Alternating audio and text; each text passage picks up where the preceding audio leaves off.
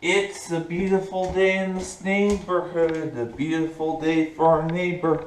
Would you be mine? Could you be mine? It's a neighborly day in this beauty woods, a neighborly day for our beauty. Would you be mine? Could you be mine? I have always wanted to have a neighbor just like you.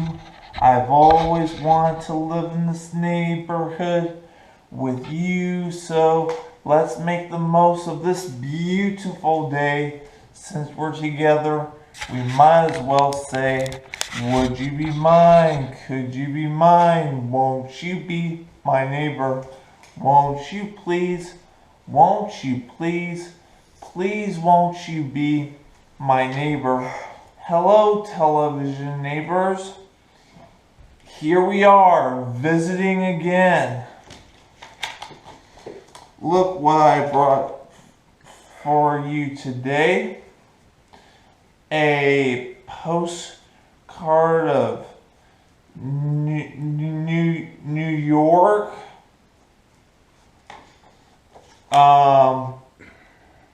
A look for New Line Cinema's great DVD collection, and the Stars Actors Awards for Best Actor, as you can see right here.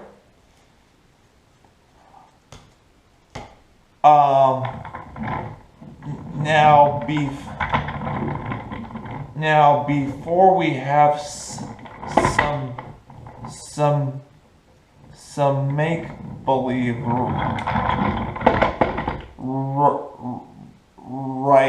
right now, I have a song for you. It's called "You Are Special."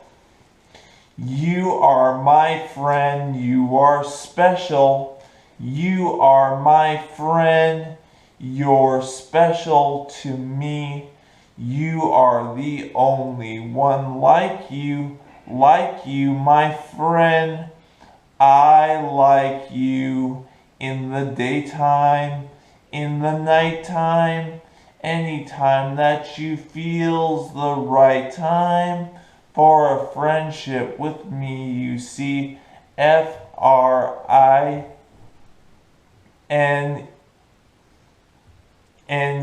special. You are my friend, you're special to me.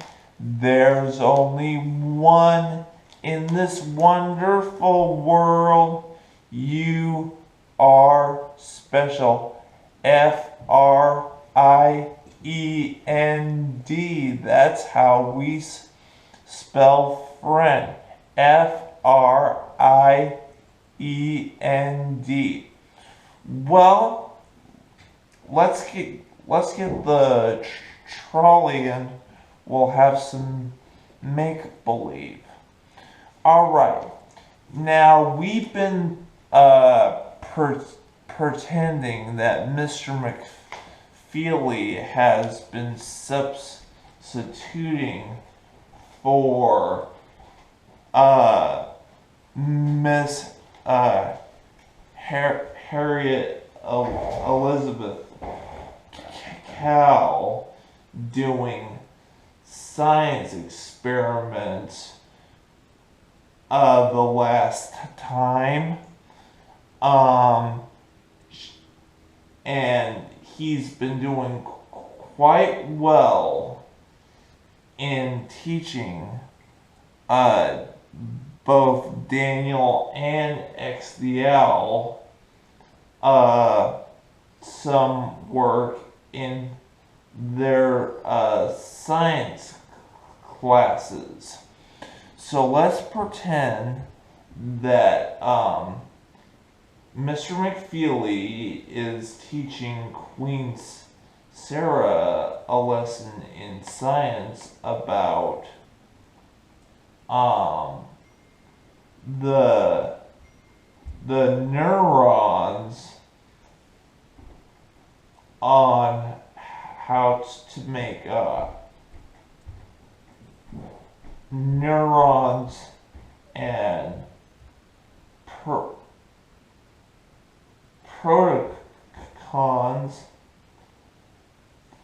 how they mix together to make a neuron and protons. So let's think some more about that right now. Neighborhood of make-believe. Trolley.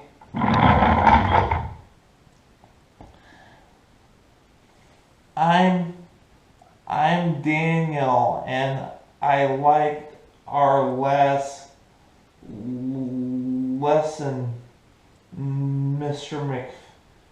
McFeely, dissecting a frog. Well, Daniel, I am so pleased that you enjoyed that class, because it is a very difficult thing, of course, for animals such as yourself who have paws, and animals such as X the owl who has feathers, and animals such as Miss Cow who have hooves to handle those sharp surgical instruments. So kudos to you for being able to dissect your frog last week. You did a great job. Now tell me, Mr. McFeely, I hear on today's lesson in make-believe, we're gonna study actual neurons and protons. Well, neurons and protons. Protons. Yeah, not protons. But yes, that's the subject matter for today's class, and I believe Queen Sarah intends to join us. Hello, dear. I'm going to be joining your class today. Oh, Queen Sarah, I'm so glad to see that you're living up to your commitment. When you told me last week that you might be attending today's class on protons and neurons, my heart just went pitter-patter. It's just such an honor to have you in my classroom. Now tell me, Mr. McFeely. Yes? My dear husband, King Friday, told me that you helped him last time with his study of frog legs. Is that true, Mr. McFeely? Well, it is. You know, the king had more of an interest in frog legs than just dissecting them. He insisted on some fresh frog legs so he could saute them.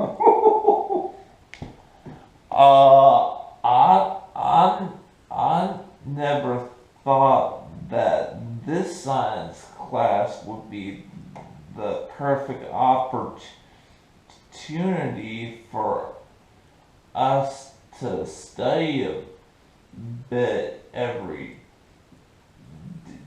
day, Mr. McFeely. Well, I'm glad that you're enjoying studying science a little bit every day, X, because science is how we understand the world around us and hopefully make it work for us. Now tell me, Mr. McFeely. Yes, X. You're a good speed delivery service man, Yes. and you're a fine teacher, if I do say so myself. Oh, thank you. And I'm sure Mrs. McFeely would agree.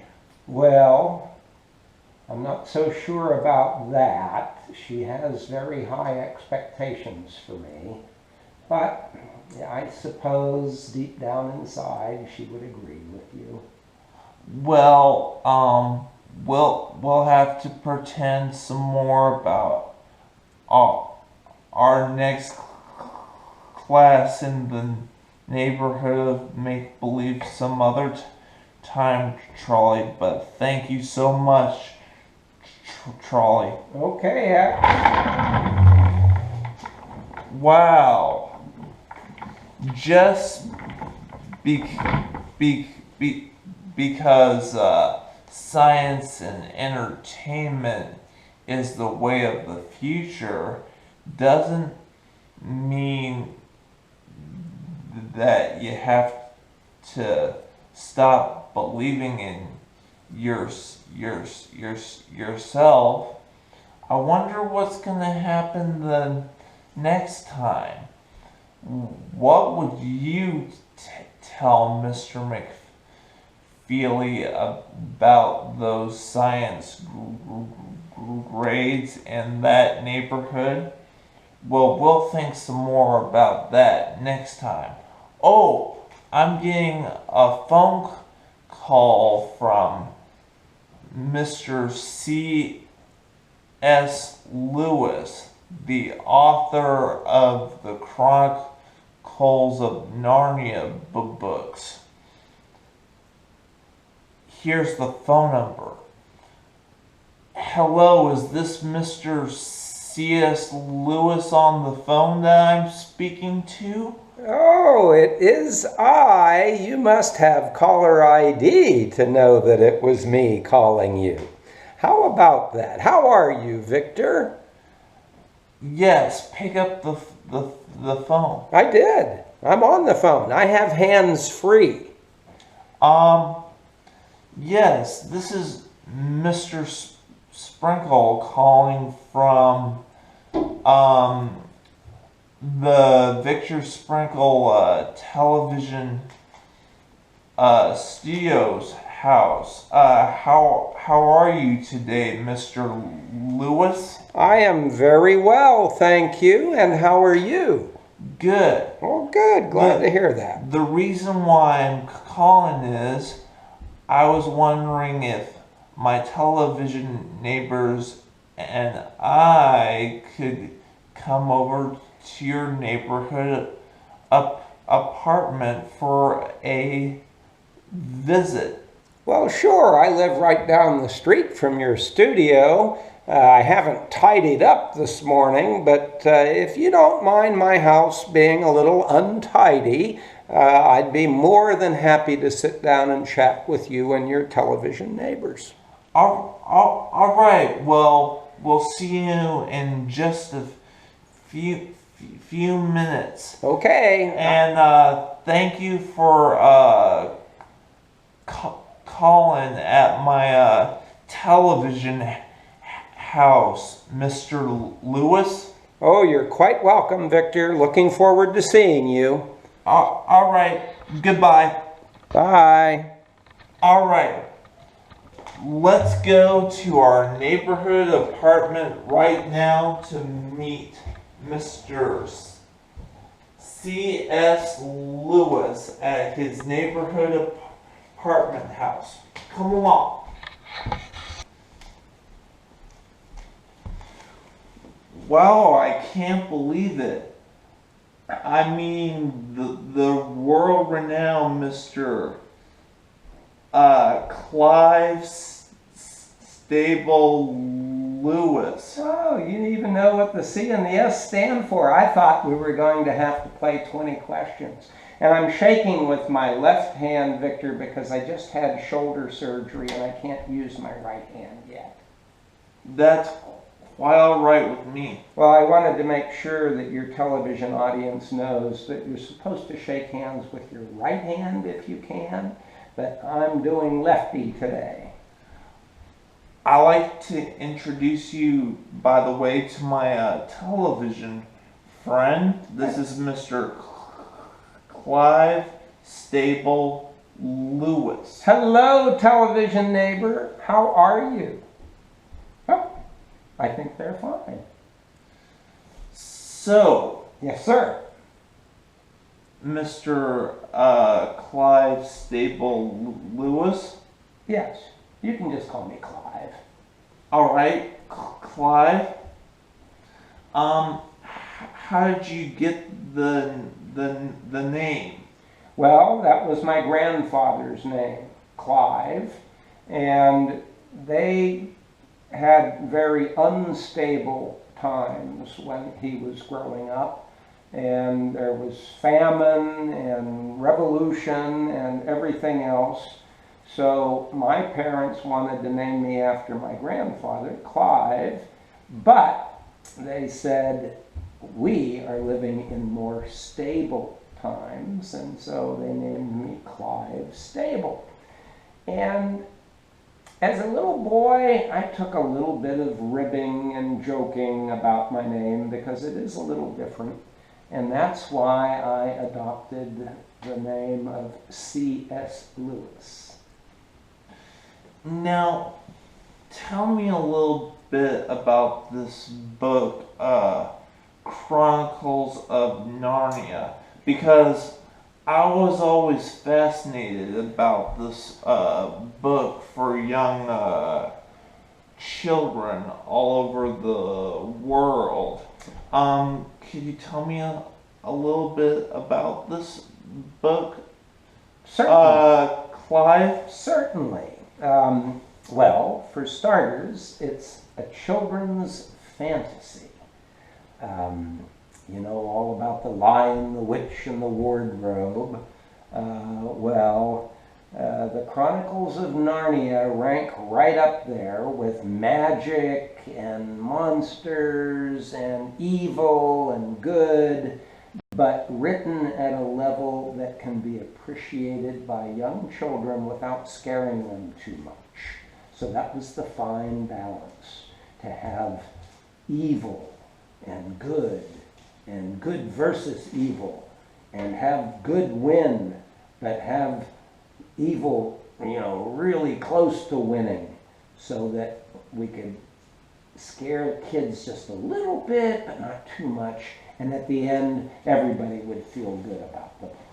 And you actually started this book when you were about